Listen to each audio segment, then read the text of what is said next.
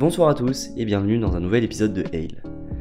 J'espère que vous allez tous très bien, que vous avez repris cette année de la meilleure des manières possibles, que ça s'est très bien passé et que vous avez réussi finalement à faire le deuil des vacances, je pense qu'on peut le dire. En tout cas, nous, ça fait pas mal de temps qu'on ne s'est pas vu sur cette chaîne, étant donné que le dernier épisode, c'était l'épisode 28, il est sorti il y a plus d'une semaine, mais je ne vous oublie pas, clairement, parce que cet épisode, en fait, il a été écrit depuis l'épisode 28, j'avais écrit les deux dans la foulée, mais il s'est trouvé que j'ai eu pas mal de travail, vous savez que je suis en stage, enfin vous savez peut-être que je suis en stage en ce moment, et ça a recommencé un peu sur les chapeaux de roue, donc j'ai pas eu énormément de temps pour justement enregistrer et monter cet épisode, mais le voilà, cet épisode 29, pour vous servir finalement. En tout cas, merci beaucoup à tous ceux qui ont rejoint la chaîne depuis la dernière vidéo, puisque en fait on est passé de, il me semble, 650 à 700 et quelques. On a dépassé les 700 abonnés, donc je pense qu'on peut s'applaudir. Je vais pas le faire parce que sinon ça va vous casser les oreilles, on va pas se mentir. Mais merci beaucoup pour votre soutien et le fait que pas mal de gens découvrent la chaîne. Moi, ça m'encourage encore plus dans ces vidéos. Donc évidemment, encore une fois, je ne vous oublie pas. Et bienvenue à tous. J'espère que ces épisodes qui vont suivre vous plairont autant que ceux que vous avez déjà regardés. D'ailleurs, si vous n'avez pas regardé tous ces épisodes, il y a toujours la playlist Thread Horror Audio qui contient maintenant 29 épisodes. Donc si jamais vous ne savez pas quoi faire un dimanche après-midi ou n'importe quel jour de la semaine, n'hésitez pas. Évidemment, un grand merci pour le soutien que vous m'avez apporté sur le dernier épisode, notamment par vos commentaires. Rien que le fait de voir l'épisode, en fait, ça m'aide énormément et ça m'encourage beaucoup. Et j'ai remarqué justement que l'épisode sur l'épisode 27, vous avez pas mal plu et je suis hyper content parce que c'était un épisode qui me tenait pas mal à cœur, notamment parce que il était assez long, très bien écrit de la part de l'auteur du thread, et ça me fait plaisir de voir que vous avez ressenti ça. Donc pour moi c'est mission réussie, et sûrement on aura l'affaire à des épisodes similaires dans le futur. En tout cas, je vais arrêter de parler parce que ça fait déjà longtemps, et on va pouvoir passer à l'épisode. Je vous propose qu'on commence avec l'histoire de Layla.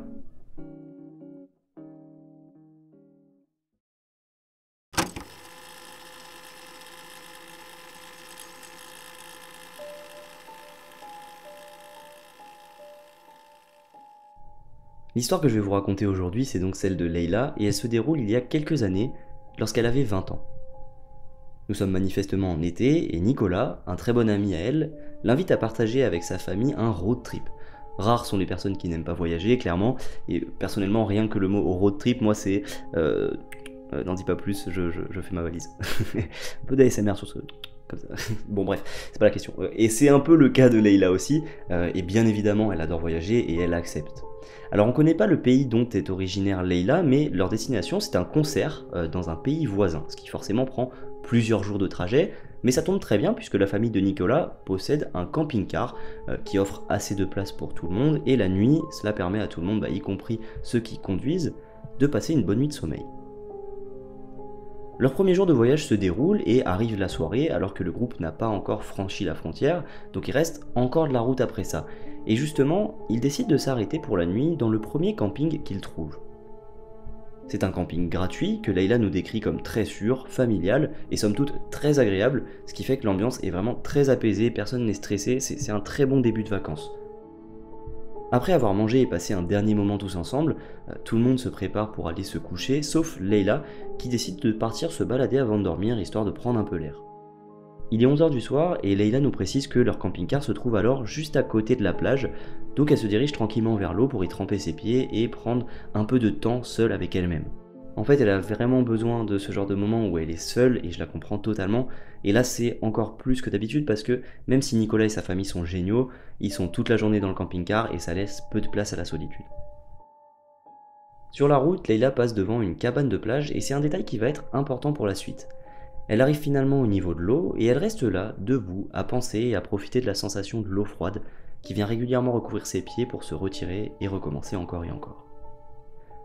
Alors qu'elle est perdue dans ses pensées, elle remarque une silhouette dans la nuit noire plus loin sur la plage, celle d'un autre campeur sûrement aussi venu profiter de la tranquillité de la plage. Forcément, après être restée là quelques minutes à profiter du clair de lune, Layla décide de prendre le chemin du retour pour enfin dormir et être en forme pour le trajet du lendemain, puisqu'ils ont encore énormément de voitures, enfin de camping-cars en tout cas, à faire jusqu'à arriver au concert en question. Vu l'heure, il fait complètement nuit, mais Leïla nous dit qu'elle n'a absolument pas peur, et elle n'a pas peur facilement en fait en termes général, et que du coup, marcher seule dans la nuit dans ce genre d'endroit ne la stresse absolument pas, bien au contraire, ça lui fait énormément de bien. En fait, en tant que femme dans le monde dans lequel on vit actuellement, évidemment dans la rue en ville la nuit, elle reste sur ses gardes. Mais là, elle n'est qu'à quelques minutes de Nicolas et sa famille, qui plus est dans un camping public où il y a majoritairement des familles, clairement, elle n'est pas inquiète pour un sou, elle se sent totalement en sécurité. Bref, Leïla est en train de marcher quand, en jetant un œil à la plage, elle remarque que la silhouette masculine qu'elle a vue il y a une dizaine de minutes n'est plus là. Et on peut se dire que ça n'a rien d'inquiétant, l'homme a dû lui aussi rentrer à son campement. Sauf que ce qui est inquiétant, c'est qu'en arrivant au niveau de la cabane de la plage, Leïla jurerait avoir vu quelqu'un essayant de se cacher justement derrière la cabane.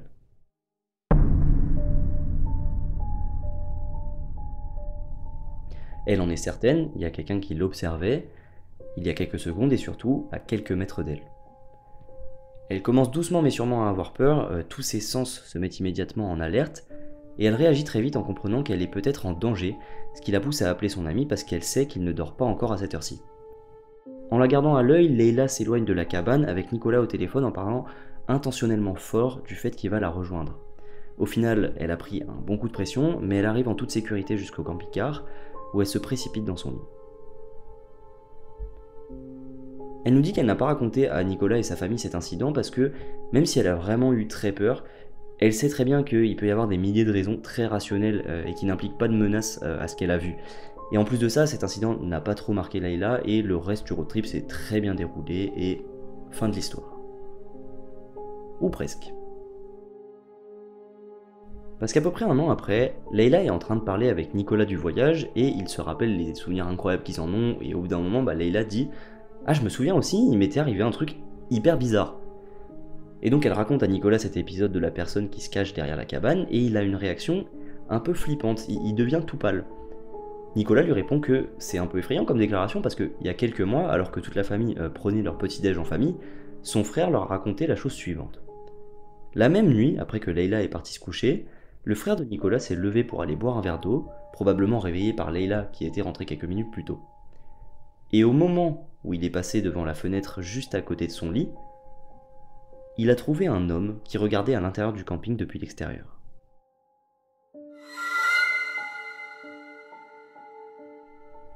Évidemment, au moment où cet inconnu de l'autre côté de la fenêtre a compris qu'il était repéré, il s'est enfui, mais ça a clairement fait vraiment flipper le frère de Nicolas qui a eu du mal à fermer l'œil. Et donc j'imagine que vous voyez totalement le lien, c'est probablement le même homme qui ce soir-là se cachait derrière la cabane de la plage et dont Leïla a eu peur, et il l'aurait probablement suivi jusqu'au camping-car.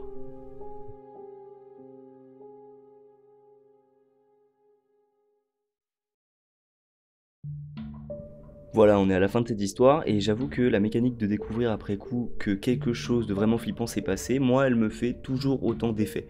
Euh, pour le coup, je pense qu'on peut quand même se demander qui est cet homme et qu'est-ce qu'il voulait. Clairement, on a encore une preuve que l'instinct peut déceler des choses que la raison repousse de prime abord, hein. Je pense que ce n'est plus à prouver, finalement c'est une belle théorie mais qui commence à se concrétiser. Et je pense que c'est bien de le mettre en lumière encore une fois parce que personnellement j'ai tendance moi à rester trop au plus proche de l'explication la plus rationnelle. Alors ça a ses avantages, notamment celui de pouvoir faire cette série sans être totalement paranoïaque dans la vie de tous les jours, mais ça a aussi des inconvénients qui est que de la même manière que je doute parfois des histoires qui me paraissent extraordinaires, j'oublie parfois aussi qu'il se passe des choses inimaginables dans ce monde. Quand je dis extraordinaire, évidemment, c'est à prendre au sens littéral, hein. Enfin, qui sont pas communes, pas au sens c'est extraordinaire, waouh, génial. Non, bien évidemment, non. Extraordinaire au sens littéral. Et là, l'instinct de Leïla s'est révélé très bon parce qu'alors qu'elle n'a pas facilement peur, elle s'est sentie directement un peu menacée par cet homme qui pouvait être mal intentionné. Elle l'a senti et surtout, elle s'est fait confiance. Elle s'est pas dit qu'elle avait rêvé, elle a fait confiance à ce qu'elle croyait avoir vu et elle a adopté un bon comportement en appelant directement Nicolas et en faisant semblant qu'il vienne la rejoindre. Parce que qui sait ce qui se serait passé si l'homme avait pensé qu'elle était vraiment isolée. D'ailleurs, je ne l'ai pas précisé, mais là, sur ces quelques minutes, je fais l'hypothèse que l'homme que le frère de Nicolas a vu dans la fenêtre et l'homme que Leïla a vu au bord de la plage et à côté de la cabane sont les mêmes. Effectivement, il semble qu'elle ait été suivie et que, qui plus est, elle était observée à son insu pendant qu'elle dormait, puisque dans un camping-car, globalement, si tu regardes par la fenêtre, tu vois tout l'intérieur, donc à peu près tous les membres de la famille plus Leïla. C'est vraiment flippant, et là pour le coup on n'a aucun moyen de savoir qui est cet homme, mais il y a un détail qui me fait particulièrement froid dans le dos, c'est le fait que ce soit un homme totalement au hasard. En fait, j'entends par là que souvent les cas de stalking concernent des personnes qui se connaissent de près ou de loin, à un certain degré, ou qui sont déjà vues parfois sans le savoir pour la victime. Là, on est vraiment sur un gars qui a manifestement vu une fille sur la plage et qui a décidé de la suivre sans aucune raison particulière. En tout cas, il a sûrement des raisons obscures, mais on ne pourra jamais les déterminer. Et déjà, en termes de probabilité, ça doit vouloir dire que c'est sûrement pas la première fois que ça lui arrive. Et surtout, je peux pas m'empêcher de me dire que ça dénote des intentions sombres, clairement. Et la question qui sait ce qui aurait pu arriver à Leïla prend alors vraiment tout son sens, et ce qui s'en serait pris à elle d'une manière ou d'une autre, c'est une vraie interrogation. Si on prend un peu de recul, il y a une autre théorie qui peut être aussi celle du cambriolage. Peut-être que cet homme a identifié Leïla comme une cible seule et donc vulnérable qu'il pourrait voler aisément en la suivant jusqu'à son campement. Ou enfin, peut-être qu'il s'agit de deux hommes différents. Il y a aussi cette hypothèse où l'homme que Leïla a vu sur la plage et l'homme qui a penché la tête et qui a un peu observé la famille de Nicolas ne sont pas les mêmes. Et dans ce cas-là, je trouve ça encore plus flippant parce que ça veut dire qu'en fait, il y avait deux potentielles menaces pour le prix d'une. Donc, cadeau, c'est pour vous les gars. Et si on se penche sur le caractère réel ou fictif de cette histoire, moi j'irais vers une histoire réelle. Tout simplement parce qu'il n'y a pas d'incohérence dans le récit de Leïla, tout ça paraît très réel, très possible, très honnête, notamment après, je suis d'accord, c'est difficile d'évaluer l'honnêteté de quelqu'un sur un post Reddit sans avoir le non-verbal, la façon de parler de quelqu'un et tout, mais et notamment ce genre d'histoire a clairement dû arriver à tellement de gens, c'est horrible clairement, mais ça arrive. Et concernant les 2-3 théories possibles, évidemment on ne peut pas savoir, mais je pense que cette nuit-là, Leïla a eu un très bon réflexe et qu'elle a potentiellement évité quelque chose de sombre. Après, comme d'habitude, on ne peut pas savoir, et en se faisant l'avocat du diable, on pourrait même se poser la question suivante: est-ce qu'une personne qui en suit une autre sans raison apparente a forcément l'intention de lui nuire? Je dis bien qu'on se fait l'avocat du diable, parce que pour moi la raison est un peu logique, mais ça peut être intéressant de se poser des questions contre-intuitives aussi. Donc clairement, et peut-être que cette question est idiote, étant donné que clairement, quand quelqu'un se fait suivre, c'est souvent un mauvais signe. Mais est-ce que c'est toujours le cas? Le toujours étant souvent faux, je trouve que c'est une question qui vaut la peine d'être creusée, notamment, comme je viens de le dire, parce que poser des questions contre-intuitives, c'est intéressant, et ça mériterait de s'intéresser à ce qui se passe dans la tête d'un stalker, en fait. Ça me fait d'ailleurs penser à la vidéo de Fabien Olicard, Pourquoi ils deviennent tueurs en série, avec l'histoire de Ted Bundy, où il fait une approche très psychologique du sujet, et c'est hyper intéressant, donc je vous invite à aller voir cette vidéo. Je pense pas que vous ayez besoin de moi pour... j'ai pas besoin de faire sa pub clairement, mais c'est une vidéo qui m'a vraiment intéressé, et qui était très intéressante du côté plutôt scientifique que spéculatif. Il y avait vraiment des expériences qui ont été menées, et notamment celui d'un chercheur qui a mené des études sur son propre cas et qui s'est rendu compte que potentiellement, il me semble, il aurait pu devenir quelqu'un de bien plus sombre, puisqu'il avait de base des prédispositions biologiques à être un psychopathe ou un sociopathe, je ne sais plus. Je veux pas dire de bêtises, en tout cas cette vidéo est géniale, n'hésitez pas à aller la voir.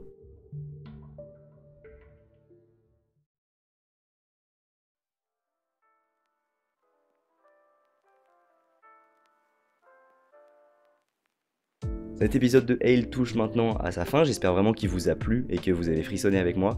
Merci beaucoup de m'avoir écouté, et comme d'habitude, bienvenue aux personnes qui ont rejoint la chaîne depuis le dernier épisode ou qui la découvrent aujourd'hui. J'espère que les autres épisodes vous plairont tout autant. Ça fait longtemps, donc je me présente rapidement. Moi je m'appelle Mathieu, je suis étudiant, et Hale, c'est le nom de cette série de traits d'horreur qui se remplit au fil des semaines, en tout cas au fil des 2 semaines parfois. Et je suis extrêmement content de faire votre connaissance. Comme d'habitude, n'hésitez pas à me faire vos retours en commentaire concernant cet épisode ou la série plus généralement. Je dis ça notamment parce que j'ai reçu quelques commentaires très constructifs ces derniers temps, et ça me fait extrêmement plaisir de recevoir vos retours d'expérience, encouragements, conseils, parfois juste coucou, hein, ça fait aussi plaisir, et tout est bon à prendre pour moi, clairement. Sur ce, merci encore de m'avoir écouté, je vous souhaite une très belle journée ou une très belle soirée, une très belle fille finalement, une très belle fille, très mauvais accent, une très belle vie finalement, et à bientôt pour un prochain épisode de Hale.